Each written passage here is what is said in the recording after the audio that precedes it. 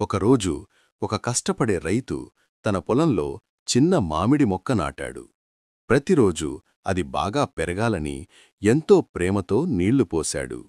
కొన్ని వారాలు గడిచిన తర్వాత ఆ చిన్న మొక్క నెమ్మదిగా పెరిగి బలమైన, ఆరోగ్యమైన చెట్టుగా మారింది.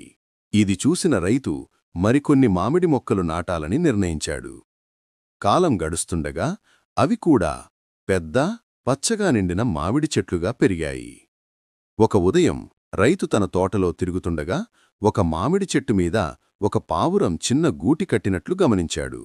ఆ గూటిలో కొన్ని గుడ్లు ఉన్నాయి. తన తోట పక్షులకు నివాసంగా మారిందని తెలుసుకుని రైతు ఆనందపడ్డాడు. కొన్ని రోజుల తర్వాత ఆ గుడ్ల నుండి చిన్న చిన్న పావురపు పిల్లలు బయటకొచ్చాయి.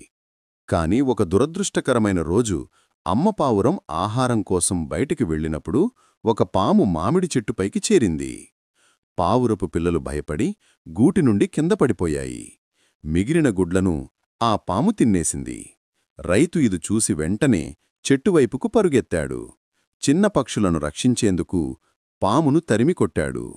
అమ్మ పావురం తిరిగి వచ్చి ఏమి జరిగిందో చూసి బాధగా ఏడవసాగింది. రైతు ఆమెను మెల్లగా ఎట్టుకొని తిరిగి గూటిలో పెట్టి ఆదరించాడు. రోజులు గడుస్తూ మామిడి చెట్లు బంగారు రంగులో మెరిసే పండ్లతో నిండిపోయాయి. రైతు ఆ పండ్లలు కోసి తన బుల్లోక్ కార్ట్లో వేసుకుని మార్కెట్కి వెళ్ళి అమ్మాడు. తన కష్టానికి మంచి డబ్బు సంపాదించాడు. సాయంత్రం ఆనందమైన ముఖంతో తన తోటకు తిరిగి వచ్చాడు.